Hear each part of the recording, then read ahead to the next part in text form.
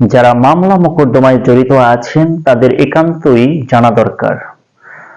আমার বিষয়টি হলো, কোনো আসামি যদি তার নিজের ইচ্ছায় বা উনি যদি চার্জ গঠন করার সময় তার নিজের ভুল বুঝতে পেরে যদি স্ব-ইচ্ছায় যদি তার দোষটি স্বীকার করে ফেলেন, তার অপরাধটি যদি স্বীকার করে ফেলেন, তাহলে কি আসামির কোনো বেনিফিট আছে কিনা এবং এই স্বীকারোক্তির ভিত্তিতে আসামিকে কি কোনো দণ্ড প্রদান করা যাবে কিনা বা পরবর্তীতে কি আরো বিচার কার্য চলবে কিনা, এই টুকিটাকি বিভিন্ন বিষয় নিয়ে আজকে এই ভিডিওতে আলোচনা করব। যারা নতুন আছেন আমার চ্যানেলে সাবস্ক্রাইব করে ফেলুন এবং ভিডিওটি শেয়ার করে অন্যকে সচেতন করে দিবেন।